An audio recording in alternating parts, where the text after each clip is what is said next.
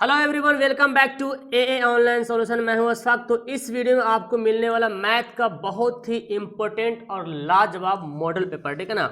तो इसमें जो भी सवाल है ना, बहुत अच्छे सिलेक्टेड क्वेश्चन है। इस वीडियो को आप देखें। और जो मैं इस वीडियो में टोटल 50 क्वेश्चन बताने वाला हूं, ठीक है ना।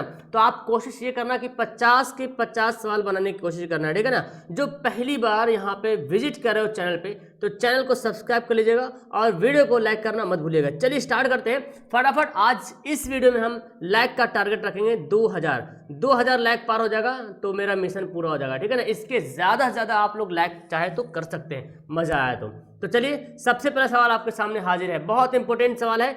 देखिए क्या बोला जा रहा कि कौन अपरिमेय संख्या है। परिमेय और अपरिमेय आपने बहुत अच्छे तरीके से जानता है ना, पढ़े भी है। अपरिमेय कौन है यहाँ पे? देखिए √9 का तो वर्गमूल निकल ही जाता है। यहाँ पे 9 का वर्गमूल निकल जाएगा। यहाँ पे देखिए 4 का वर्गमूल निकल जाएगा, 16 का वर्गमूल निकल जाएगा, लेकिन √5 का वर्गमूल नहीं निकलेगा। इसलिए इसका वर्गमूल कितना हो जाएगा? इसका मतलब √5 का कौन संख्या हो जाएगा? अपरिमेय संख्या। ओके, सेकंड सवाल देखिए। अगर ये हमारा बहुपद दिया हो तो 1/α + 1/β का वैल्यू ज्ञात करना है। ओके, आपको पता है 1/α + 1/β को अगर ज्ञात करना तो मुझे क्या करना पड़ेगा? अल्फा और बीटा लेना पड़ेगा एलसीएम, और यहाँ पे बनेगा बीटा प्लस अल्फा। अब आपको पता है बीटा प्लस अल्फा क्या होता है? -b/a होता है, -b/a होता है। और अल्फा इंटू बीटा क्या होता है? c/a होता है। तो दोनों a कैंसिल कर दो तो -b/c बचेगा। अब देखिए b कौन यहाँ पे है? ये वाला देखिए x का जो गुणांक वो b कहलाएगा, तो -1, और c कितना है? c भी देखिए 1 है, तो कितना आ गया? -1 आ गया, है ना। यानी कि इसका आंसर कितना हो जाएगा? ऑप्शन नंबर ए जो हो जाएगा बिल्कुल राइट आंसर हो जाएगा, है ना। बहुत इजी सवाल। आगे देखिए सवाल क्या बोलता है। दशमलव प्रसार में अशांत आवर्ती कौन है? अशांत, समझ रहे ना। Repeating decimal expensive, none terminating, ठीक है ना। तो देखिए यहाँ पे अगर हम 8 को फैक्टर करेंगे तो 2 में टूटेगा। मैंने क्या बोला था? अगर फैक्टर आपका जो नीचे हर जो दिया हो ना, p/q, जो q जो है वो उसका फैक्टर 2 सिर्फ 2 में ही हो, या सिर्फ 5 में हो, या सिर्फ 2 और 5 में हो। देखिए इसको जब फैक्टर करेंगे तो ये भी 5 में ही टूटेगा। ये तो ऑलरेडी 5 यहाँ पे दिख ही रहा, लेकिन 12 को जब फैक्टर करोगे तो 12 2 3 4, हाँ 2 3 6 6 2 12 ऐसे टूटेगा।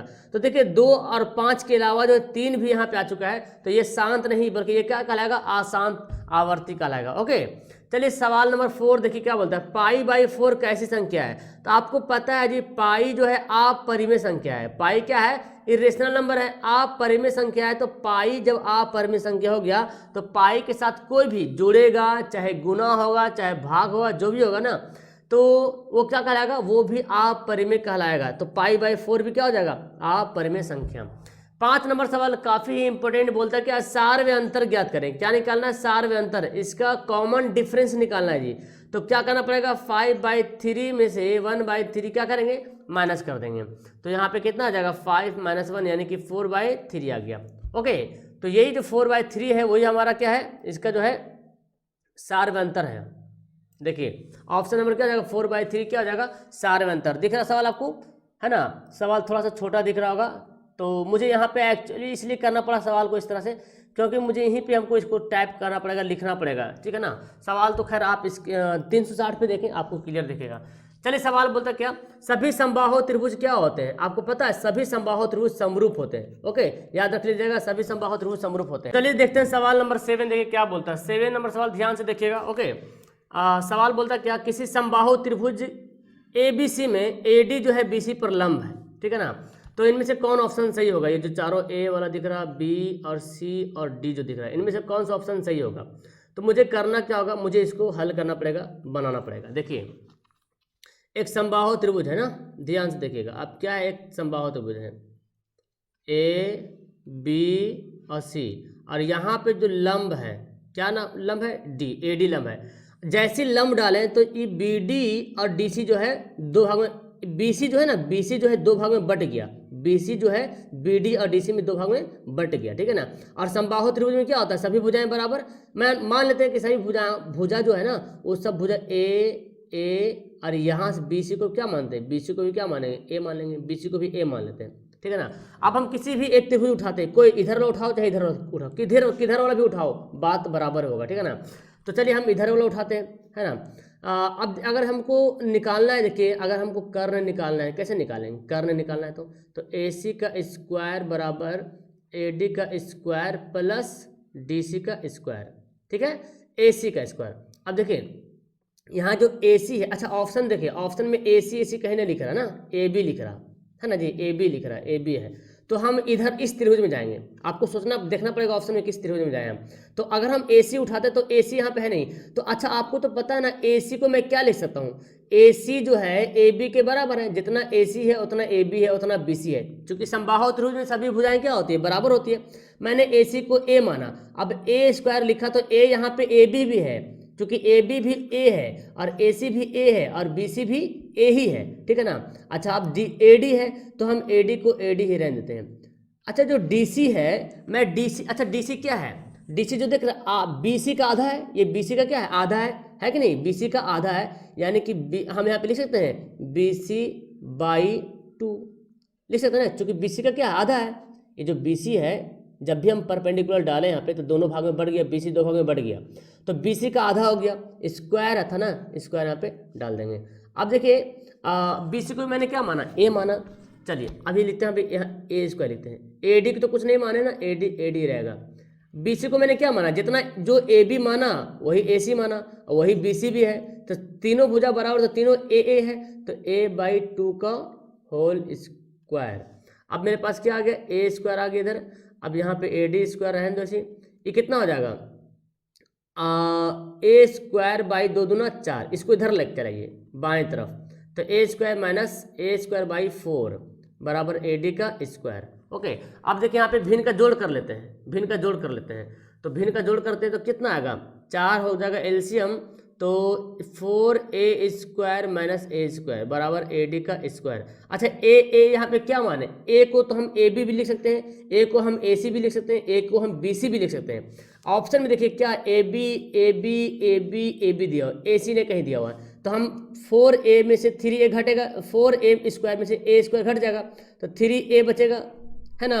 और ये जो 4 है इधर आके क्या हो जाएगा, मल्टीप्लाई हो जाएगा 4AD। अब देखिए 3A जो है ना, A की जगह पे हम क्या मानेंगे, A की जगह पे हम क्या, मैं क्या लिखूं, A की जगह पे हम AB लिख सकते हैं ना, लिख सकते हैं 3AB का स्क्वायर बराबर 4AD का स्क्वायर। देखिए ऑप्शन दिख रहा है, ऑप्शन देखिए D में दिख रहा है यहाँ पे, है ना, ऑप्शन नंबर D, देखिए यहाँ पे ऑप्शन D यहाँ पे। ओके, तो समझ में आ गया कैसे बनाना है, तो इस तरह सवाल रहेगा तो आपको इस तरह से बनाना पड़ेगा। ओके, ऑप्शन नंबर क्या हो जाएगा, D यहाँ पे राइट आंसर होता है। इसलिए मैंने छोटा किया फॉन्ट को ताकि आपको दिखे, मुझे पूरा यहाँ पे सोल्व करने का मौका, क्योंकि सवाल ही कुछ इस तरह से दिया हुआ है। ओके, अब मैं इसको आगे देखता हूँ, 8वां सवाल देखिए, समझ में अगर नहीं आएगा तो फिर से देख लीजिएगा, ठीक है ना। 8वां वीडियो देख सवाल देखिए, समीकरण दिया हुआ है, मूल वास्तविक और असमान है, वास्तविक और असमान कब होता है, वास्तविक और असमान कब होता है, तो पहले हम इसको मिटा लेते हैं, ठीक है ना, पहले हम इसको मिटाते हैं, ये वाला वास्तविक और असमान कब होता है जी, जब B स्क्वायर माइनस 4AC जो है 0 से क्या होता है, जब B स्क्वायर माइनस 4AC 0 से बड़ा होगा तब नहीं होगा वास्तविक और असमान, B स्क्वायर माइनस 4AC जो है 0 से बड़ा होगा तभी होगा वास्तविक और असमान। अब देखिए B कौन यहाँ पे है, यहाँ पे जो B है ना कितना है, 4 है, तो 4 का स्क्वायर माइनस 4 और A कितना है 1 है और C कितना है K है, बड़ा है 0 से, तो 4 चौक 16, इसको ऐसे करते हैं 4, ये कितना है 4 1 और कितना है 4 1 K है, एक यहाँ पे 1 लिखेंगे, ठीक है, 4 इंटू 1 तो कितना हो जाएगा 4 K हो जाएगा, ये 4 गुना 1 इंटू K लिखा हुआ है, ठीक है ना, तो इसको हम दाएं तरफ भेज देंगे तो क्या होगा, देखो 4 चौक 16, यानी कि 4 जो है K से बड़ा है, 4 K से बड़ा है। देखिए यहाँ क्या बोल रहा, ये इसका मतलब क्या समझ रहे हैं, 4 K से बड़ा, इसको हम ऐसे लिख सकते हैं, इसको हम ऐसे भी लिख सकते हैं, देखिए 4 K से बड़ा है, यहाँ भी 4 K से बड़ा है, तो ऑप्शन देखिए कौन सा है, देखिए ऑप्शन नंबर बी में है कि नहीं, बड़ा है।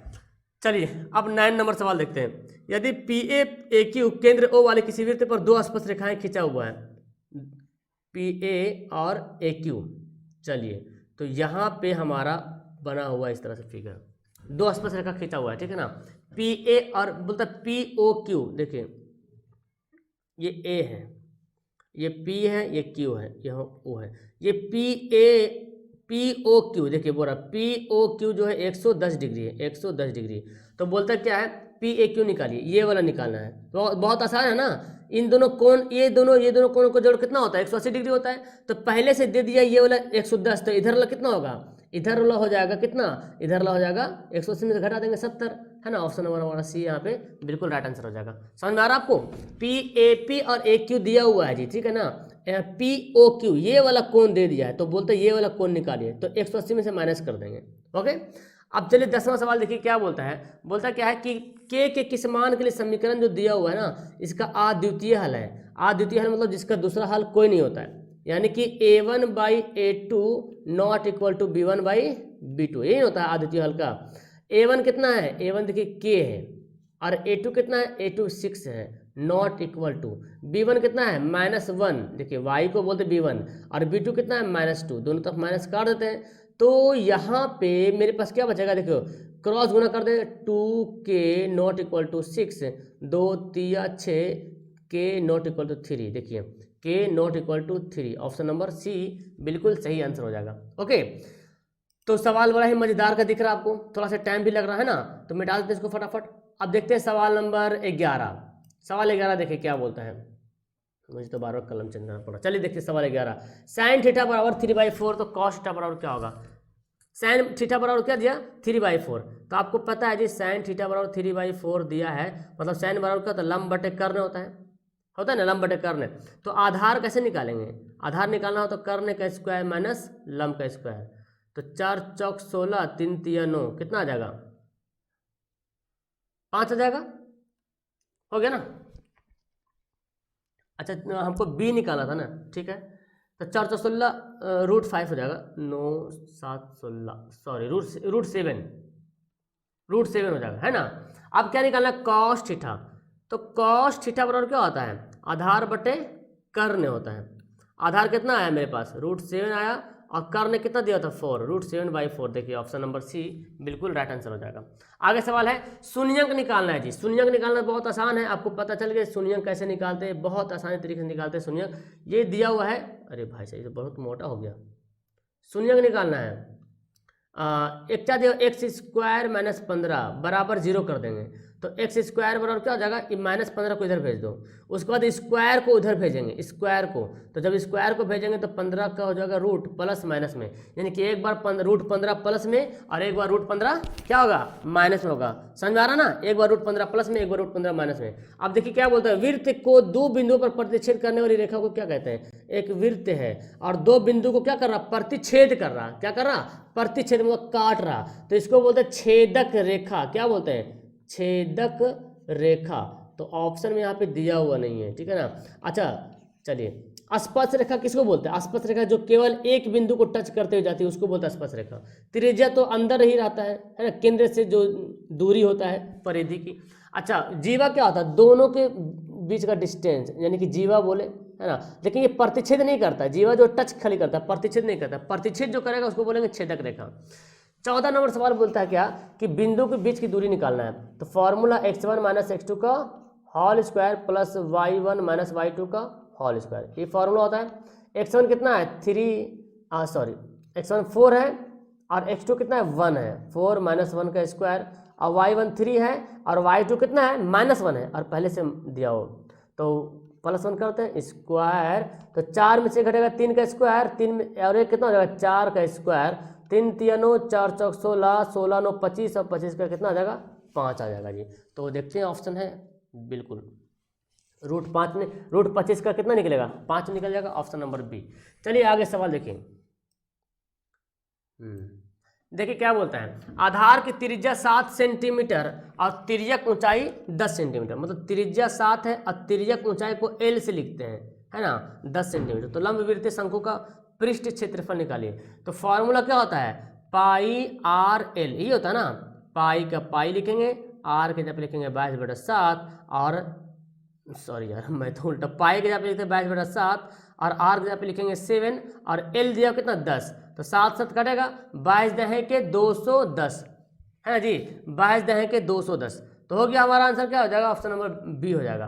देखिए क्या बोलता है 16 नंबर, माध्यक निकालने बोलता है जी। माध्यक क्या होगा, माध्यक, तो भाई साहब इसका माध्यक तो बहुत आसान से निकाल सकते हैं। पहले क्या करेंगे, अरेंज कर लेंगे असेंडिंग या डिसेंडिंग में, 1 2 2, 3 5 6 देख लेते हैं कितना पीस है यहाँ पे, 2 2 4 6, यहाँ पे भी 6 पीस है, हो गया। अब क्या करेंगे, माध्यक निकालना है ना, तो हमको दोनों तरफ बराबर से हटाना है, साइड करना है। तो 2 पीस इधर हटाते हैं और 2 पीस इधर हटाते हैं, तो बीच में बच गया। अगर 3 पीस हटाएंगे, साइड करेंगे, 3 पीस साइड करेंगे तो बीच में कुछ नहीं बचेगा, तो इसलिए हमको बीच में कुछ ना कुछ बचाना है। तो 3 2 इधरों जोड़ देंगे, जो बीच में बचेगा उसको जोड़ के 2 से डिवाइड कर देंगे, 5/2 यानी कि 2.5। देखिए ऑप्शन नंबर बी। 17 सवाल बोलता है क्या, आर त्रिज्या वाले अर्धगोले का आयतन निकालना है। अर्धगोले का आयतन का फॉर्मूला क्या होता है बाबू, गोला का आयतन होता है 4/4 पाई आर स्क्वायर। इसको अगर 2 से डिवाइड कर देंगे तो कितना हो जाएगा, 4/3 पाई आर स्क्वायर होता है गोला का आयतन, 4/3 पाई आर स्क्वायर। अब 4/3 जो लिखा हुआ है 4/3 पाई आर स्क्वायर, इसको कर दो 2 से डिवाइड, तो 2 से डिवाइड कर दो तो क्या हो जाएगा, कट जाएगा, तो 2/3 pi r square. Direct formula 2/3 pi r square, formula याद कर लो। तो आगे क्या बोलता है, कौन किसी घटना की प्रायिकता नहीं हो सकती। देखिए 1/3 जो है 1 से छोटा है, बिल्कुल छोटा है। 0.6 1 से छोटा है, 0 से छोटा भी नहीं होना चाहिए, मतलब माइनस में नहीं होना चाहिए, देखो माइनस में है, तो यही तो है जो प्रायिकता नहीं हो सकती है। ये सब तो 1 से छोटा है, 20/100, परसेंट के बदले 100 लिखते हैं, तो 1 से छोटा हो गया। जो 1 से छोटा रहेगा वो प्रायिकता होगा, और जो 0 से छोटा अगर रहेगा तो प्रायिकता नहीं होगा, मतलब माइनस में रहेगा तो प्रायिकता नहीं होगा। 19 नंबर सवाल देखिए क्या बोलता है जी, -4 -7 किस पाद में है, किस क्वाड्रेंट में है। तो देखिए एक बिंदु प्लस में है, दूसरा बिंदु माइनस में है ना जी, एक प्लस में है, दूसरा माइनस में है। तो प्लस और माइनस किस में होता है, प्लस और माइनस जो होता है चतुर्थ में होता है ना जी, किस में होता है, 4th क्वाड्रेंट में होता है प्लस और माइनस। देखिए 20वां सवाल क्या बोलता है, समांतर श्रेणी दिया हुआ है, इसका 20वां पद क्या होगा। समांतर श्रेणी का 20वां पद यानी कि T20 हमको निकालना है। क्या होता है formula, a + n - 1 × d। a कौन यहाँ पे 10 जो है a है, प्लस n - 1 यानी कि 20 - 1, और d कितना होगा, मुझे घटाना पड़ेगा, 7 में से 10 घटाएंगे तो कितना आ जाएगा, -3 आ जा रहा है, -3।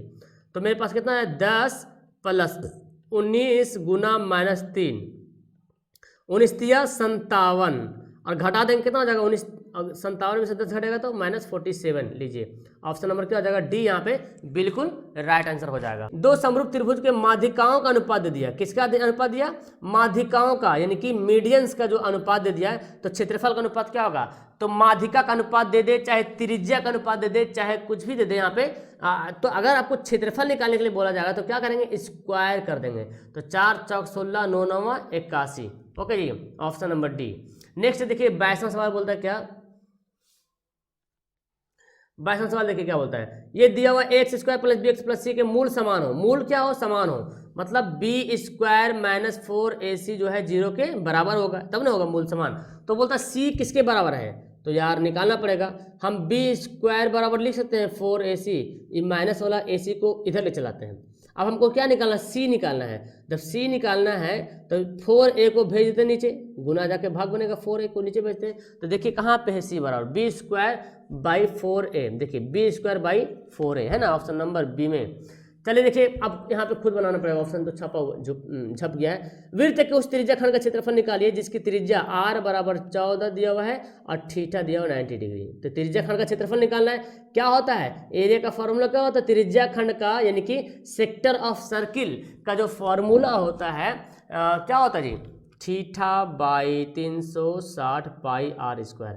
तो थीटा का वैल्यू कितना, 90/360 हो जाएगा, पाई का वैल्यू 22/7, आर कितना है 14 ना, 14 गुना 14, स्क्वायर था 7 दूना 14, 1 1 0 काट दो, 9 चौक 36, 2 दूना 4, 2 सत्ते 14, देखिए 22 सत्ते 154, कितना होगा 154 है ऑप्शन में। अरे भाई साहब मतलब इजी हो गया, तो पाई का वैल्यू हमको बैठाना नहीं था, ओहो, तो चलिए हम ऐसे बनाते हैं, पाई का वैल्यू नहीं बैठा तो आसान है ना, θ/360, θ/360 और क्या करेंगे पाई r²। तो यहाँ पे लिखते हैं θ/360 हो गया, पाई का पाई लिख दो, r² कितना है 14 गुना 14, कटेगा 9 चौक 36, देखिए 2 दूना 4, 7 दूना 14, 2 दूना 2 सत्ते 14, कितना हो गया 7 सत्ते 49 पाई। लो भाई, तो पाई का वैल्यू हमको बैठाना नहीं था, हालांकि वैसे तो आंसर आ जा रहा था। अगर आप इसको बनाएंगे 49 गुना पाई/7, तो फिर देखिए 7 7 49 22 7 154, ऐसे बनाओ तो ऐसे बनाओ। तो ऑप्शन देखना कैसे क्या बोलता है। ये सवाल बहुत इंपॉर्टेंट 24 वाला बोलता है क्या, sin 2a बराबर 2 sin a अगर तब सत्य होगा जब a का वैल्यू कितना होगा, कब सत्य होगा। तो हमको ना इसका ऑप्शन यहाँ पे बैठा बैठा के चेक करना पड़ेगा। ऑप्शन अगर ऑप्शन बैठा के चेक कर लेंगे ना तो आपके पास पूरा एकदम 100% समझ में आ जाएगा इसका आंसर क्या होना चाहिए। चलिए देखते हैं जी इसका क्या होगा। देखिए पहले हम ऑप्शन ए बैठाएंगे 30 डिग्री, जहाँ पे ए वहाँ पे 30 डिग्री बैठाएंगे, ठीक है ना। तो sin 2 गुना 30 डिग्री बराबर 2 sin 30 डिग्री। तो देखिए कितना हो जाएगा, 30 दूना 60 है ना, 30 दूना 60 हो जाएगा। sin 60 का वैल्यू कितना होता है, √3/2। क्या ये होगा, sin 30 का वैल्यू कितना होता है 1/2। लो भाई कट गया, 1 बचा, इधर आया √3/2, इधर आया 1, बराबर तो होगा नहीं, बराबर करना है हमको, बराबर लाना है। 45 डिग्री बनाते तो भी नहीं आएगा, हमको 0 डिग्री बैठाना पड़ेगा, ठीक है। 45 बना के देख लो नहीं आएगा, 0 बैठाएंगे, ठीक है ना। 0 देखिए 0 sin 2 × 0 बराबर 2 sin 0। आपको पता है 2 को 0 से गुणा करेंगे 0 हो जाएगा, और sin 0 डिग्री बराबर 0। यहाँ पे देखो sin 0 का वैल्यू कितना, 0 गुना 2, तो ये भी क्या हो जाएगा 0 हो जाएगा। मतलब 0 डिग्री अगर बैठाते हैं तो हमारा आंसर दोनों में बराबर आ जाएगा, राइट आ जाएगा। देखिए 25वां सवाल, यदि किसी त्रिभुज ABC में यदि DE भुजा, देखिए भाई एकदम सिंपल सा जो सवाल दिया उसे देखिए ABC, और यहाँ पे क्या है DE जो है भुजा है। DE भुजा AB और AC को इस प्रकार प्रतिच्छेद करती है कि इसका अनुपात बराबर हो जाता है AD/DB। बड़ा सा मैं बना दूं फिगर, देखिए ये थेल्स पर में है ना, उसी के अनुसार दिया हुआ है ABC, और यहाँ पे क्या है DE है। तो देखिए AD/DB बोल रहा ना, AD/DB और AE/EC। ऐसा कब होगा, जब AD और BC क्या होगा, पैरेलल होगा, है ना जी। कब होगा, जब ये पैरेलल होगा, समांतर होगा। चलिए देखिए मूलों का योग मतलब अल्फा प्लस बीटा क्या होता है, -b/a होता है। b का वैल्यू कितना दिया हो, देखो 3 -3, और फॉर्मूला भी माइनस में, तो माइनस माइनस प्लस, और a कितना है 3, काट दो कितना आ जाएगा 1 आ जाएगा, ऑप्शन नंबर ए। तो तुम लोग तो काटने में तो माहिर हो, है ना जी। सवाल जब काटने वाला आ जाए तो क्या बात है। आगे देखिए क्या बोलता है, sin square 29 plus sin square 61 का वैल्यू क्या होगा। किसी एक को बदल देंगे, sin को इधर वाला बदलो चाहे इधर वाला बदलो। तो चलिए हम शुरू वाला बदलते हैं, sin स्क्वायर 29 को मैं लिख सकता हूँ 90 - 61, और यहाँ पे जैसे लिखा वैसे लिख देंगे sin स्क्वायर 61। अब देखिए sin 90 - थीटा क्या होता है जी, cos थीटा कितना है 61, और यहाँ पे क्या हो जाएगा sin स्क्वायर 61। तो देखो sin square theta plus cos square theta बराबर क्या होता है, फॉर्मूला होता है ना 1। यहाँ पे दोनों पे थीटा बराबर हो गया, दोनों थीटा बराबर हो गया, तो ऑप्शन हमारा कितना हो गया, ऑप्शन ए। देखिए कितना बराबर ऑप्शन दिया हुआ है, तो हमारा आंसर क्या आ रहा, आंसर तो 1 आ रहा जी। चलिए 28 सवाल देखिए क्या बोलता है, बिंदु जो दिया हुआ -7 और 4 और -3 2 को मिलाने वाली रेखा का मध्य बिंदु का नियामक निकालना। मध्य बिंदु का नियामक का formula x1 + x2/2 y1 + y2/2। अब फटाफट यहाँ पे करते हैं दोनों को। x1 कितना -4 और x2 कितना -3/2, y1 कितना 4 और y2 कितना है, y1 4 हो गया, y2 2 हो गया 2। देखिए 7 में से 7 3 10 -10 हो जाएगा, -10/2 कितना हो जाएगा -5, और 4 2 6/2 कितना हो जाएगा 3। लो हमारा ऑप्शन नंबर बी में दिख रहा है ना। चलिए फिर 29 सवाल आपने बनाया है, पहले 29 सवाल आपने बनाया है, तो अब हमको पहले इसको मिटाना पड़ेगा, पहले इसको मिटा लेते हैं। ओके चलिए फटाफट इसको मैंने मिटा लिया। अब हम ड्रॉ करते हैं यहाँ पे सवाल। क्या बोलता है, बोलता है AB और DEF जो क्या है पैरेलल समरूप है। समरूप का जो साइन दिया हुआ ना वो समरूप का साइन दिया हुआ, ये क्या है समरूप है, ABCDEF हो गया, क्या है समरूप है। अब बोलता कोण ए जो 57 डिग्री है, कोण ए क्या है 57 डिग्री 57। आपको पता हो जाए जब भी दो त्रिभुज समरूप होता है तो उसका दोनों त्रिभुज का कोण जो है बराबर होगा। दोनों त्रिभुज का कोण कितना होगा एकदम बराबर डी, जितना डिग्री ए वाला होगा उतना डिग्री डी वाला होगा, जितना डिग्री बी वाला होगा उतना डिग्री ई वाला होगा, जितना डिग्री कोण सी वाला होगा उतना डिग्री एफ वाला होगा। फिर बोलता कोण ई है 63 डिग्री, ये वाला कितना है 63 डी, तो जब ई 63 है तो बी भी हो जाएगा 63 हो जाएगा ना। अब क्या बोलता है कोण सी निकाली, ये वाला निकालना है, तो कैसे निकालेंगे, त्रिभुज का तीनों कोण का जोड़ कितना होता है 180 डिग्री, और ये दोनों जोड़ के घटा देते हैं, 7 3 10 और 7 6 5 11 1 12, देखिए घटा देंगे कितना आ जाएगा 60 आ जाएगा। तो हमारा आंसर क्या हो जाएगा ऑप्शन नंबर बी आ गया, सी वाला हो गया। ओके समझा रहा ना, जब भी त्रिभुज समरूप होगा तो उसके कोण क्या होगा, बराबर होगा। जब भी त्रिभुज समरूप होगा तो कोण बराबर होगा। अब ये जो सवाल दिया ना, ये थोड़ा सा लंबा बनेगा सवाल, ये लॉन्ग सवाल, लेकिन इसका आंसर आने वाला बी, 2 आंसर आएगा। कैसे बनाएंगे, तो तुम लोग ना इसको पहले, यहाँ पे तो जगह नहीं मिल रहा, लेकिन तुम लोग इसको बना के हम बताते। देखो साइन को चेंज करो, tan को चेंज करेंगे साइन बाई कॉस में, और सेक को 1 बाई कॉस में, और यहाँ पे कॉट को चेंज करेंगे कॉस बाय साइन में, और साइन को चेंज करेंगे 1 बाय साइन में। देखते हैं कौन कौन इसका आंसर 2 लाख दिखाता है। अगर आप कॉपी में बनाते हो तो मुझे व्हाट्सअप कर देना 72 540 18 5 62, या तो टेलीग्राम पे मुझे मैसेज करना, या तो बन जाए तो नीचे लिखना, ठीक है ना, कि 30 वाला मैंने बना लिया। मैंने बनाया है, ऐसा वीडियो बताया है, लेकिन यहाँ पे जगह नहीं मिल, स्पेस नहीं मिल पा रहा, ठीक है ना, इसलिए मैं बना नहीं पाऊँ। यहाँ पे मतलब बहुत टाइम लग जाएगा, घिच पिच हो जाएगा, दिखेगा भी नहीं सही से। तो फिलहाल मैं बताता हूँ, इसका आंसर 2 आएगा। तुम लोग बना बताओ 2 आंसर आता है। चलिए 31 सवाल बोलते हैं, किसी बिंदु की वाई अक्ष से दूरी क्या कहलाती है। वाई अक्ष से दूरी देखिए, तो ये एक्स है, ये वाई अक्ष से दूरी किधर जाएंगे, चाहे इधर जाएंगे चाहे इधर जाएंगे, है ना। तो ये जो दूरी कहलाएगा वाई अक्ष किधर, किस ओर बढ़ रहे हैं, वाई अक्ष से जो दूरी बढ़ रहे हैं वो किधर बढ़ रहे हैं, एक्स की तरफ बढ़ रहे हैं, बढ़ रहे कि नहीं। तो वाई अक्ष से दूरी जो है एक्स का निर्देशांक कहलाता है। क्या कहलाता है, एक्स का निर्देशांक। चलिए जी, देखिए हम मैं 32 का मैं बता सकता हूँ, यहाँ पे 32 का थोड़ा सा जगह देखिए मिल गया।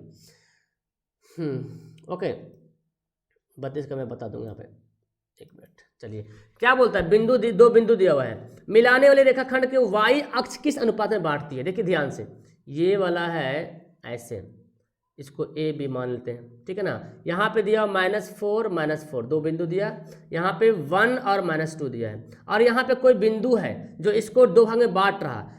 क्या बोलता है, वाई अक्ष किस अनुपात में बांटता है। वाई अक्ष मतलब एक्स का जो निर्देशांक क्या है, 0 है, वाई अक्ष दे रहा। अब किस अनुपात में बांट रहा हमको नहीं पता है, m1 m2 मान लेते हैं। अब देखिए जिसमें 0 दिया रहेगा ना, उसी तरीके अकॉर्डिंग से निकालेंगे। 0 कौन दिया हुआ है, एक्स दिया हुआ है, तो हम एक्स का फॉर्मूला कैसे निकालेंगे, मध्य बिंदु का नियामक कैसे, विभाजन सूत्र कैसे निकालते हैं, m1 x2 x1 ये y x1 y1 x2 y2। क्या फार्मूला होता है, x से बराबर क्या फार्मूला होता है, m1 x2 plus m2 y1 m2 x1, है ना, बाई क्या होता है m1 प्लस m2, ये फॉर्मूला होता है। तो देखिए ये जो 0 है ना, यही x से दिया हुआ है, जो 0 है वो x से दिया हुआ है, तो मैंने लिख दिया यहाँ पे 0 x जहाँ पे 0। जब भी दिया, अगर x से अक्ष का बोलेगा अनुपात किस अनुपात में बांटता, तो y 0 हो जाएगा, तो हमको इधर निकालना पड़ेगा। अब देखिए m1 तो m1 ही दिया हुआ ना, इसको कुछ नहीं कर सकते। x2 कितना दिया हुआ, देखिए x2 जो है 1 दिया हुआ है, कितना 1 दिया हुआ है ना, x2 देखो 1 दिया हुआ है, प्लस m2 तो m2 है, और x1 कितना दिया हुआ, -4 दिया हुआ, -4 बटे m1 प्लस m2। ये m1 m2 इधर 0 से क्या हो जाएगा, गुना हो जाएगा, मल्टीप्लाई हो जाएगा, तो 0 हो जाएगा। तो मेरे पास क्या बचेगा, मेरे पास बचेगा m1 को 1 से मल्टीप्लाई करेंगे तो m1 बचेगा, और प्लस -4m2 बराबर 0। अब हम 4m2 को दाएं तरफ ले चलाते हैं, क्या हो जाएगा, +4m2 हो जाएगा। अब मैं क्या करूँगा ना, m1 और m2 को बटा में कर देते हैं m2, ठीक है। तो मेरे पास क्या बचेगा 4, और 4 के नीचे 1 छुपा हुआ रहता है, 4 के नीचे 1 छुपा हुआ है ना, तो 4:1। देखिए क्या हो गया ऑप्शन 4:1। ओके, tan थीटा का व्युत्क्रम में क्या होता है बताओ भाई, tan a का व्युत्क्रम में क्या होता है, tan a का व्युत्क्रम में क्या होगा। तो आपको पता है tan का व्युत्क्रम में क्या होता है, cot होता है ना। tan का व्युत्क्रम में देखिए, tan का व्युत्क्रम मतलब 1/tan, देखते निकाल के। अभी तो फिलहाल हम बता, tan का व्युत्क्रम का मतलब हम बनाएंगे कैसे, इसको हम बनाएंगे कैसे ये देखते हैं। tan का व्युत्क्रम तो tan a, व्युत्क्रम का मतलब उल्टा 1/tan a हो गया। अब देखो tan का फॉर्मूला क्या होता है बाबू, sin a cos a होता है कि नहीं, sin a cos a। जब हम इसको भाग को गुना में पलटे करेंगे तो cos चल जाएगा ऊपर, तो cos a sin a, और तुमको पता है cos a sin a क्या होता है, cot a होता है। हो गया ना, ऑप्शन नंबर सी। अब ऐसे जानो tan जो है cot का उल्टा होगा, sin cosec का उल्टा होता है, ठीक है ना, cos जो है sec का उल्टा होता है, एक दूसरे का उल्टा, sin cosec cosec sin, tan cot का उल्टा तो cot tan का उल्टा होगा। देखिए चौथे सवाल बोलता है कौन केंद्रीय प्रवृत्ति की माप नहीं है। मैं आपको बता देता हूं, यहाँ पे तीनों केंद्रीय प्रवृत्ति मतलब सेंट्रल टेंडेंसी का माप कौन कौन नहीं है, कौन नहीं बोला गया, कौन नहीं है, विच इज नॉट। तो कौन कौन है, कौन, देखिए माध्य है, केंद्रीय प्रवृत्ति का माप माध्य भी है, माध्यक भी है और बहुलक भी है, लेकिन परिसर नहीं है। परिसर कभी कभी ऑप्शन में परिसर देता है, कभी कभी देता है क्या, विचलन टाइप का देता है, डेविएशन टाइप का, ठीक है ना, तो वो नहीं होगा। चलिए आगे पढ़ते हैं। देखिए 35 सवाल क्या बोलता है, आधार की त्रिज्या 8 सेंटीमीटर, ऊंचाई 2, इसको बेलन है और उसको पिघला दिए और 6 सेंटीमीटर ऊंचाई वाला शंकु बना दिए, तो शंकु का आधार की त्रिज्या का होगा। मतलब जब भी पिघलाने वाला सवाल देगा ना बाबू, तो क्या करना है, दोनों का आयतन निकालना है। तो बेलन का आयतन क्या होता है, पाई आर स्क्वायर एच, है ना, और शंकु का आयतन क्या होता है, 1/3 पाई आर स्क्वायर एच। देखिए ध्यान से, पाई तो पहले काट दो, उड़ा दो यहाँ से।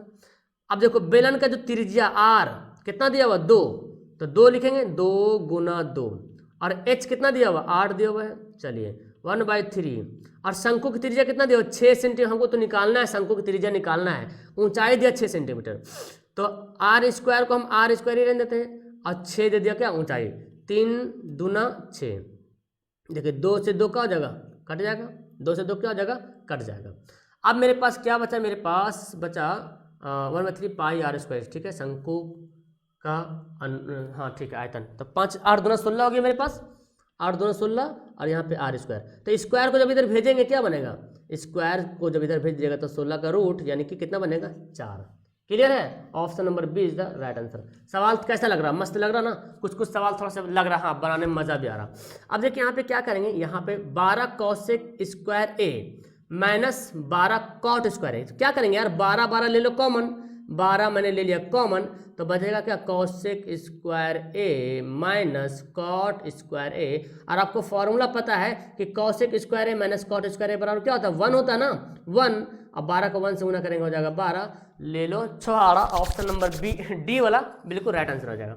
देखिए सवाल 37 बोलता है, एक निश्चित घटना की प्रायिकता होती है, जो निश्चित घटना होती है उसकी प्रायिकता क्या होती है, हमेशा 1 होती है जी। 37 सवाल देखिए 38, इतना कम स्पेस बच रहा है कि हमको सोल्व करने में हालत खराब हो रहा है। एक मीनार के पास 200 मीटर दूर बिंदु पर है और मीनार का उन्नयन कोण 60 डिग्री, तो मीनार की ऊंचाई निकालिए। देखिए हम नीचे बनाते हैं, यहाँ पे एक मीनार है और ये जो डिस्टेंस है ना 200 मीटर है, नीचे दिख रहा तुम लोग का, ठीक है दिख रहा, 200 मीटर हो गया। अब ये मैं ऐसे कर लिया, ओके, ये ऊंचाई निकालना हमको, और ये जो यहाँ पे 60 डिग्री का कोण बनाता है, अब बनाइए यहाँ पे टैन थीटा निकालिए, टैन थीटा यानी कि टैन 60 डिग्री बराबर लंब बटा आधार। अब टैन 60 का वैल्यू कितना होता है, √3 होता है जी, h/200, क्रॉस गुना कर देंगे क्या हो जाएगा, 200√3, देखिए है ऑप्शन में 200√3, देखिए ऑप्शन नंबर बी 200√3 मीटर हो गया, ऑप्शन नंबर बी बिल्कुल यहाँ पे राइट आंसर, क्योंकि 200 मीटर जो है ना, वो क्या बोला, मीनार के पाद से 200 मीटर दूर, जैसे ही बोलेगा दूर मतलब जमीन वाला दिया हुआ है और ठीठा दिया हुआ है और वो ऊंचाई निकालना है, तो ऊंचाई का फॉर्मूला बता लेंगे। आगे चलिए, ये सवाल देखिए 30 नंबर सवाल, बड़ा अच्छा सवाल, 39 सवाल तो आप लोग बनाए हैं, इसको मैं पहले मिटाता हूँ, इरेज करता हूँ यहाँ पे, चलिए मैंने इसको इरेज कर लिया, ओके। अब यहाँ पे मैं लेता हूँ, क्या बोला गया, एक वृत्त है, वही स्पर्श रेखा खींचा हुआ है, एकदम सेम। अभी एक ऐसा सवाल मैंने बताया था, एक वृत्त है, स्पर्श रेखा खींचा हुआ है, देखिए है ना, और यहाँ पे P दिया हुआ है, और देखिए यहाँ पे A है और B है, यहाँ पर O है। बोलता क्या है, PA और PB परस्पर 80 डिग्री कोण पे झुका हुआ है, तो ये है ना PA, देखो ये वाला PA, ये वाला PB कितना डिग्री पे झुका हुआ, 80 डिग्री पे झुका हुआ है। तो बोलता क्या, POA, देखिए POA, ध्यान से समझना इस सवाल को, तो मैं थोड़ा सा इसका कलर भी चेंज करता हूँ ताकि आपको समझ में आएगा। POA देखिए ऐसे, PO इधर वाला निकालना है। अच्छा, जब ये कोण और ये कोण पूरा मिल करके 180 डिग्री कोण बनाता है, तो इधर वाला जब हो गया 80, तो इधर वाला कितना रहेगा, 180, 180 में से 80 घटा देते हैं 100। लेकिन जब ये मैंने लाइन आधा आधी बांटा, तो दोनों क्या हो गया, दोनों जो है बंटवारा हो गया जी, दोनों आधा आधी बंटवारा हो गया, इधर लगी 50 और इधर लगी 50। सवाल मुझे क्या बोला जा रहा, POA, ये वाला देखिए, इतना दूर निकालना हमको, इतने दूर निकालना है, POA, इधर वाला नहीं निकालना है, इधर वाला निकालना है, तो दोनों तरफ 50-50 हो गया, तो देखिए ऑप्शन नंबर डी है बिल्कुल राइट आंसर। चलिए सवाल क्या बोलते हैं, देखिए बड़ा अच्छा सवाल यहाँ पे है ना, बनाते हैं इस सवाल को, tan 9 × tan 81 और tan 60, तो देखो इन दोनों को बनाओगे तो आंसर हमारा 1 आएगा। चलिए चेंज करते हैं दोनों को, तो tan ब्लैक ठीक था, tan कैसे लिखेंगे, tan 90 - 81 लिख सकते हैं यहाँ पे इसको, और इधर जो है tan 81 को ऐसे रहने दो। और ये tan 60 को आपको पता है tan 60 का वैल्यू कितना होता है, √3 होता है। इसको जब बनाओगे देखो tan 90 माइनस थीटा क्या होता है जी, tan 90 माइनस थीटा होता है cot थीटा, और यहाँ पे है कितना tan थीटा, और यहाँ पे √3। तो देखो tan theta into cot theta क्या होता है, 1 होता है। tan theta into cot theta बराबर क्या होता है, 1 होता है। तो ये क्या हो जाएगा, ये पूरा 1 के बराबर हो जाएगा, और √3 जब मल्टीप्लाई होगा तो क्या हो जाएगा √3। Option number C. थोड़ा सा दिक्कत हो रहा होगा मुझे पता है, छोटा छोटा दिख रहा होगा, मोबाइल को लैंडस्केप कर लो, ठीक है ना। अब देखो 41 नंबर सवाल देखते हैं क्या बोलता है। बोलता क्या, द्विघात समीकरण शून्यंक दिया हुआ है, 2 शून्यंक मतलब अल्फा 5 और बीटा 3। तो पहले हमको अल्फा प्लस बीटा निकालना पड़ेगा। क्या करेंगे, जोड़ देंगे। तो देखिए 5 और -3 दिया हुआ है तो कितना हो जाएगा, 2 आ जाएगा। अल्फा इंटू बीटा निकालना कितना हो जाएगा, 5 तिया 15 माइनस में। अब हमको निकालना द्विघात बहुपद। द्विघात बहुपद का पता है फॉर्मूला क्या होता है, x² minus alpha plus beta x plus alpha into beta, है ना जी। तो x को x से लिखेंगे माइनस, देखिए अल्फा प्लस बीटा कितना दिया हुआ, अल्फा प्लस बीटा जो 2 आया तो लिखेंगे 2x से, और अल्फा इंटू बीटा कितना है -15, और यहाँ पे प्लस है तो प्लस माइनस माइनस। देखिए ऑप्शन नंबर बी दिख रहा, x² माइनस 2x माइनस 15। कैसे हुआ -2x, क्योंकि यहाँ पे 5 जो है प्लस में है, 3 जो है माइनस में है, तो अल्फा प्लस बीटा क्या तो घट गया। ऑप्शन नंबर बी यहाँ पे राइट आंसर हो गया। देखिए आगे क्या बोलता है, यदि वृत्त की जीवा की लंबाई वृत्त की त्रिज्या के बराबर हो तो जीवा के द्वारा केंद्र पर बनाया कोण कितना डिग्री होगा। मैंने बताया था अगर कोई जीवा है और उसकी लंबाई जो है वृत्त की त्रिज्या के बराबर है, तो पता है त्रिज्या ये वाला है, और ये जो त्रिज्या की लंबाई है वो जीवा के बराबर है। सवाल में बोलता है कि जीवा की जो लंबाई है वृत्त की त्रिज्या के बराबर होगा, तो जो कोण बनेगा ना कितना डिग्री होगा। तो जब भी हम ऐसे बना दिए, ड्रॉ कर दिए, ऐसा हो गया तो ये हो गया समबाहु त्रिभुज, है ना, इक्विलेटरल ट्रायंगल हो गया। और जब ऐसा हो गया तो आपको पता है समबाहु त्रिभुज के प्रत्येक कोण जो है 60 डिग्री होता है। तो कोई भी कोण पूछा जा रहा है ना, केंद्र पे पूछे या जहां पे पूछे कितना होगा, 60 डिग्री होगा। देखिए क्या निकालना बोला 43, विविक्तर निकालिए, है ना, डिस्क्रिमिनांट निकालना। डिस्क्रिमिनांट क्या होता है फॉर्मूला, b² माइनस 4ac बराबर, ऐसे ये निकालना है। देखिए b की जगह पे ना a लिखा हुआ, a की जगह पे b लिखा हुआ, इसको ध्यान से देखना है। तो b की जगह पे a लिखेंगे तो a² माइनस 4, और a की जगह पे क्या दिया हुआ, b दिया हुआ है, bc, यानी कि a² माइनस 4bc है ऑप्शन में। a² माइनस 4bc कहाँ गया भाई, ये देखो ऑप्शन नंबर सी में नीचे में आ गया, a² माइनस 4bc।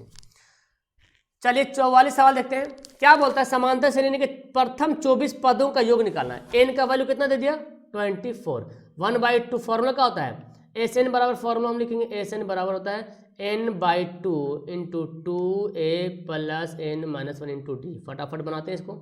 तो n कितना है 24 है ना, 24/2 a2, a कितना है 5 है, प्लस 24 है ना, n माइनस 1 मतलब 24 माइनस 1 कितना हो जाएगा 23 कर देते हैं। और d कितना है घटा दो, 8 में से 5 घटेगा, 8 में से 5 घटेगा, ऐसे ना होगा जी, 8 में से 5 घटेगा तो कितना हो जाएगा 3 आ जाएगा, 3। तो 63 ये कितना 12 हो गया, और यहाँ पे 5 दूना 10 और प्लस हाँ 3, 8 में से 5 घटेगा तो 3, ठीक है 63 69। तो कितना आ गया 12 गुना 79, तो 12 कितना होगा, 12 9 108 होगा, 12 9 108 के 8 बचा 10, बरसते 84। देखिए सॉरी 948 है ना, ऑप्शन क्या हो गया बी यहाँ पे राइट आंसर हो गया। ओके 45 सवाल देखिए क्या बोलता है, 3a बराबर 90। देखिए 3a बराबर 90, तो a 3 से काट देंगे तो a बराबर कितना होगा 30 डिग्री हो जाएगा। तो बोलता है सेक a का वैल्यू कितना होगा, यानी कि सेक a की जगह पे कितना बैठाएंगे 30 डिग्री। तो सेक 30 का वैल्यू कितना होता है, नहीं याद आ रहा तो छोड़ दो। कॉस 30 का वैल्यू पता है, कॉस 30 का वैल्यू होता है √3/2। इसको उलट दो, यानी कि 2 ऊपर चले जाएगा और √3 कहाँ आ जाएगा नीचे आ जाएगा। तो इस तरह से मेरे पास आंसर आ जाएगा सेक 30 का वैल्यू 2/√3। चलिए आगे क्या बोलता है, 2 क्रमिक सम संख्याओं का महत्तम क्या होगा। कोई भी 2 सम संख्या लेंगे जो लगातार हो, क्रमिक मतलब एकदम कंसेक्यूटिव मतलब लगातार, 6 और 8, इसका निकालना हमको क्या HCF, तो क्या होगा 2 होगा। हमेशा दो लगातार सम संख्या बोल दे या 2 लगातार विषम संख्या बोल दे, सॉरी सम संख्या, विषम तो नहीं, सम संख्या बोले 2 लगातार सम संख्या तो उसका एचसीएफ जो होगा 2 होगा, और अगर 2 लगातार विषम संख्या बोले तो उसका एचसीएफ 1 होगा। ओके 47 सवाल देखिए, sin 48 माइनस cos 42, किसी एक बदले, अगर sin को बदलिएगा तो क्या होगा, अगर sin को बदलेंगे तो क्या हो जाएगा cos 42 हो जाएगा, और यहाँ पे cos 42 पहले से दिया हुआ है, काट के क्या हो जाएगा 0 हो जाएगा। चलिए सवाल नंबर बनाते हैं 48। देखिए 48 सवाल क्या बोलता है, ये हमको 3 पॉइंट दे दिया है और बोलता है त्रिभुज का क्षेत्रफल निकालने के लिए। फॉर्मूला पता है त्रिभुज का क्षेत्रफल का फॉर्मूला, मैं लिख दूँ यहाँ से छोटा सा, 1/2 1 2 3 दिख रहा है आपको, +2 1 2 3 2 3 1 +3 1 2, ठीक है, ये फॉर्मूला होता है।